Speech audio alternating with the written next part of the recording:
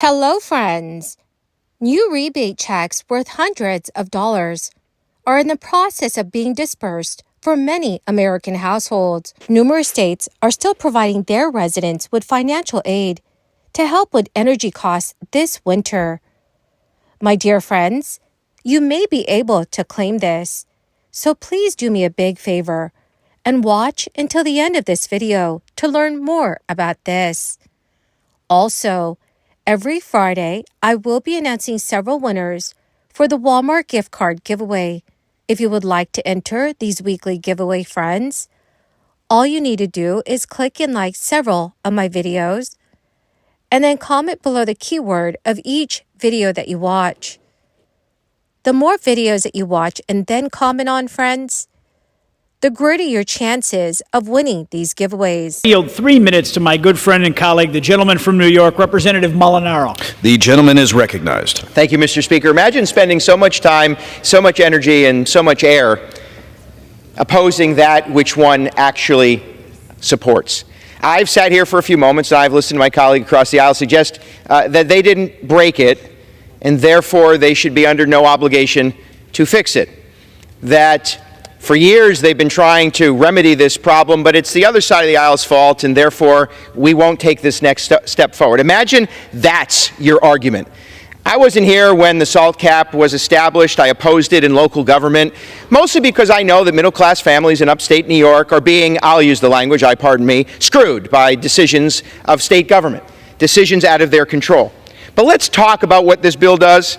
This is a very simple effort to ensure tax fairness for working families. Last week, the House came together and recognized common sense tax relief as a shared priority between both parties. And I was proud to support the bipartisan bill that helped parents and small businesses weather rising costs.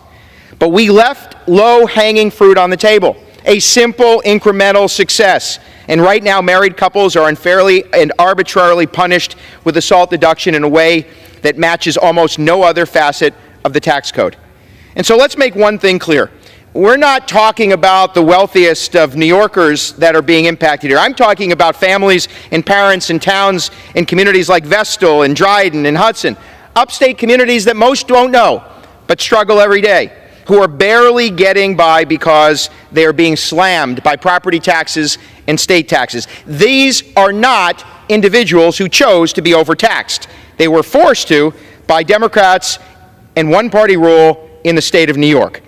Now, these folks are struggling every day to make ends meet, and they're having many difficult choices to make between child care and groceries and their mortgage, all because they get taxed twice on their incomes.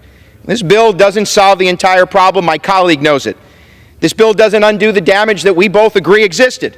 But my colleague is faced with one important question. Will they support an effort to undo this one piece of unfairness? Double the SALT cap for married couples, eliminate the arbitrary marriage penalty, and free up working families' budgets to invest in their kids and their local economy. This isn't about what happened then.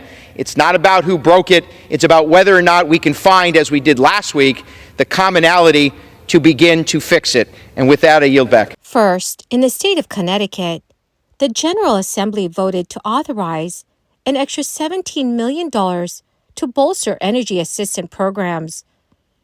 This bill will enable thousands of households to receive an extra $410 in aid this winter season.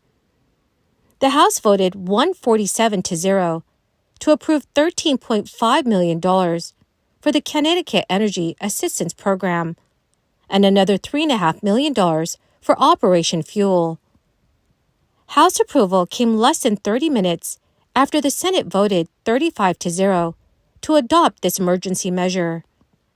Governor Ned Lamont, whose administration helped negotiate the deal, signed the bill shortly after the House vote. State Representative Jillian Gilchrist said during a press conference before the House debate that thousands of low-income households that participate in assistance programs already have exhausted their benefits, with 3 months to go in the traditional heating season.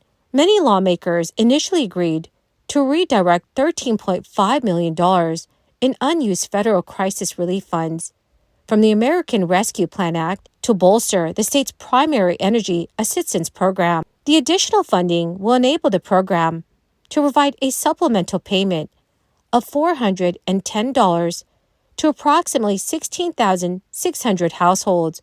These households rely on home heating oil or propane and have already depleted their benefits. Chatham County, Georgia, will begin accepting appointments for the Energy Assistance Program. Government officials plan on providing assistance to families to help them stay warm during the winter and cool in the summer. To qualify for this assistance, applicants must meet certain income guidelines and other requirements based on the fiscal year 2024 eligibility guidelines. Experts say many older adults mistakenly assume they don't meet the program's income guidelines and cannot get energy assistance. However, they're often surprised to find out that they are eligible for help. But income limits vary greatly across the states. Some states allow deductions for medical expenses above a certain amount, as well as other expenses. These deductions reduce your countable income to help make it easier to qualify for assistance.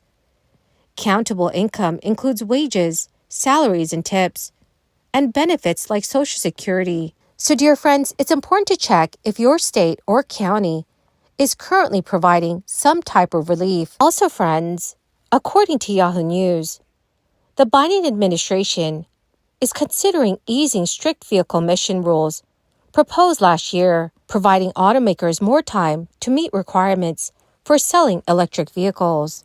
The Environmental Protection Agency's vehicle emissions rule is a crucial component of President Biden's climate agenda, with a focus on transitioning to electric vehicles.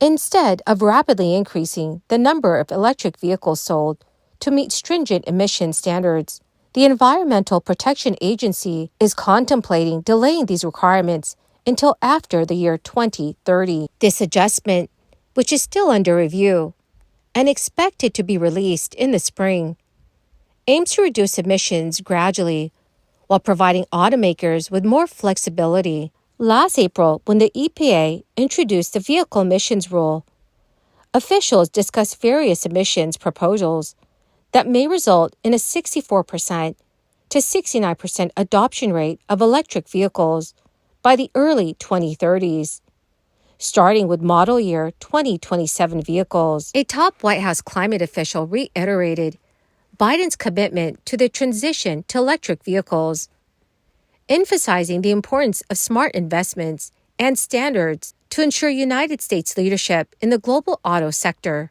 However, many advocates criticize the move as a concession to automakers, suggesting it reflects the struggle of U.S. automakers to keep pace with companies like Tesla. According to CNN News, automakers are largely opposed to the rules and are reportedly shifting away from electric vehicle production to maximize profits from traditional vehicles. The United Auto Workers Union, a significant group that recently endorsed Biden for president, has expressed concerns about the impact of the shift to electric vehicles on their workers.